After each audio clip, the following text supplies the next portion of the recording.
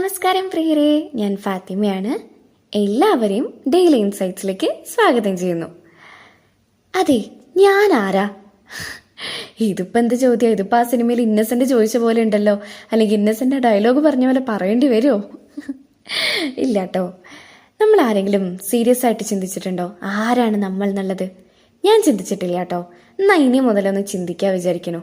ആ കൂട്ടത്തില് നിങ്ങളോടും കൂടി ഒന്ന് പങ്കുവയ്ക്കണമെന്ന് തോന്നി. നമ്മുടെ സ്ട്രെങ്ത് എന്താണ്, നമ്മുടെ വീക്ക്നെസ് എന്താണ്, എന്തൊക്കെയാണ് നമ്മുടെ കഴിവുകൾ, എന്തൊക്കെയാണ് നമ്മളെ മറ്റുള്ളവരിൽ നിന്ന് വ്യത്യസ്തരാക്കുന്നത് എന്നൊക്കെ ഒന്ന് ചിന്തിക്കാൻ ശ്രമിച്ചിട്ടുണ്ടോ? ഞാൻ ഇനി മുതൽ അങ്ങനെ ചിന്തിക്കണമെന്ന് പറയാൻ കാരണം എന്താണെന്നറിയോ? എന്തുകൊണ്ടോ എൻ്റെ കഴിവുകളൊക്കെ ഒന്ന് ഡെവലപ്പ് ചെയ്തെടുക്കണം, മറ്റുള്ളവർക്ക് പ്രയോജനപ്രദമാകുന്ന രീതിയിൽ അവ ഉപയോഗിക്കണം, അങ്ങനെയൊക്കെ ഒരു തോന്നൽ. എന്താണെന്നറിയില്ല കേട്ടോ.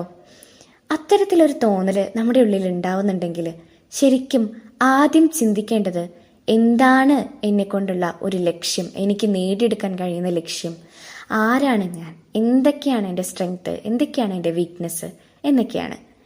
നമ്മൾ പലപ്പോഴായിട്ട് കേട്ടിട്ടുണ്ട് അല്ലേ, നമ്മളെയാണ് നമ്മൾ ഏറ്റവും കൂടുതൽ സ്നേഹിക്കേണ്ടതെന്ന്. നമ്മൾ അറിഞ്ഞോ അറിയാതെയാണെങ്കിലും അങ്ങനെ തന്നെയാണ് കേട്ടോ ചെയ്യുന്നത്.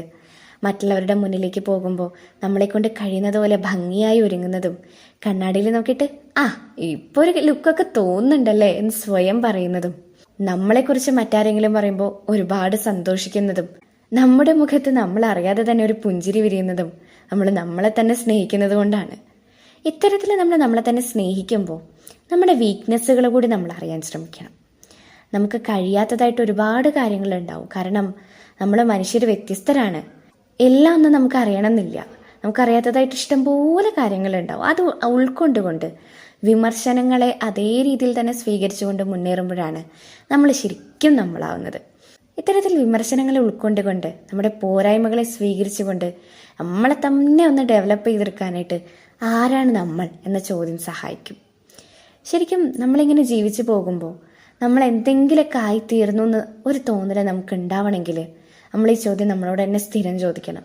നമ്മളോട് തന്നെ ഇങ്ങനെ ചോദിച്ച് വരുമ്പോൾ ഈ വെറുതെ ഇരിക്കുന്ന സമയത്ത് നമുക്ക് തന്നെ നമ്മളോടൊരു തോന്നും, എന്താ ഞാൻ ഈ കാണിക്കണേ, എനിക്ക് എന്തൊക്കെയോ കഴിവുകളുണ്ടെന്ന് എനിക്ക് മനസ്സിലായിട്ടുള്ളതല്ലേ, പിന്നെ ഞാനതൊക്കെ പുരോഗമിക്കാതെ അല്ലെങ്കിൽ അതിനു വേണ്ടി പ്രവർത്തിക്കാതെ ഇങ്ങനെ വെറുതെ എൻ്റെ സമയം കളയുന്നത് എന്തിനാ, ഒന്ന് ശ്രമിച്ച് നോക്കിയാലോ എന്നൊരു തോന്നൽ നമ്മുടെ ഉള്ളിൽ തന്നെ വരും.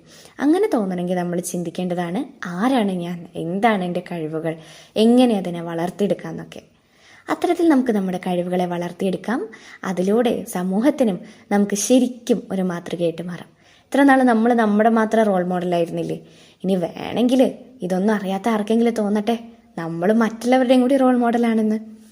അങ്ങനെയൊക്കെ നമുക്ക് മറ്റുള്ളവരെയും കൂടി തോന്നിപ്പിക്കാനായിട്ട് ഈ ആരാണ് ഞാൻ എന്ന ചോദ്യം സഹായിക്കും. പിന്നെ വെറുതെ ചോദിച്ചിരുന്നാൽ മാത്രം പോരാട്ടോ. നമ്മുടെ സ്ട്രെങ്ത് നമുക്ക് മനസ്സിലായി കഴിഞ്ഞാൽ അതിനുവേണ്ടി പ്രവർത്തിക്കാനുള്ള ഒരു കരുത്ത് കൂടി കാണിക്കണം. അത് ശരിക്കും ഒരു വലിയ കരുത്ത് തന്നെയാണ്. നമ്മളൊരു സ്റ്റെപ്പ് അതിന് വേണ്ടിയിട്ട് നമ്മുടെ കഴിവുകൾ വളർത്തിയെടുക്കാൻ വേണ്ടി മുന്നോട്ട് വെക്കുന്നു എന്നുള്ളത് അതൊരു വലിയ കാര്യമാണ്. അഥവാ ഇനി ഇടയില്ല ഇതൊക്കെ എനിക്ക് മടുത്തോന്നേ, എനിക്ക് ഇതിനു വേണ്ടിയിട്ടൊന്നും സമയം കളയാൻ വയ്യ, ഇതിലും വേദം വെറുതെ ഇരിക്കണതെന്ന് തോന്നുന്ന സമയത്ത് ഒന്നും കൂടി ചോദിക്കുക, അതെ ഞാനാരെന്ന് നേരത്തെ ചോദിച്ചിട്ടുണ്ടായിരുന്നു, ആ ഒരു കഴിവിനെ മുന്നോട്ട് കൊണ്ടുപോകാൻ വേണ്ടിയിട്ട് ഞാൻ ശ്രമിക്കണമെന്ന് ഞാൻ പറഞ്ഞിട്ടുണ്ടായിരുന്നു, മറ്റുള്ളവരുടെ റോൾ മോഡൽ ആവണമെന്ന് വെറുതെയെങ്കിലും ഞാനന്ന് ആശിച്ചിട്ടുണ്ടായിരുന്നു. അത്രയാകുമ്പോഴത്തേക്കും മതി, എനിക്കിത് മതി, ഇത് തന്നെ ഞാൻ മുന്നോട്ട് കൊണ്ടുപോകാം, എൻ്റെ കഴിവ് ഞാൻ വളർത്തിയെടുത്തിരിക്കും എന്നൊരു ആത്മവിശ്വാസം നമുക്ക് കിട്ടും. തുടക്കത്തിൽ ആവേശം മാത്രം പോരാട്ടോ. ഇതേ ആവേശത്തോടു കൂടിയിട്ട് തന്നെ മുന്നോട്ട് പോയാലുണ്ടല്ലോ നമ്മുടെ ലൈഫ് സെറ്റാണ്.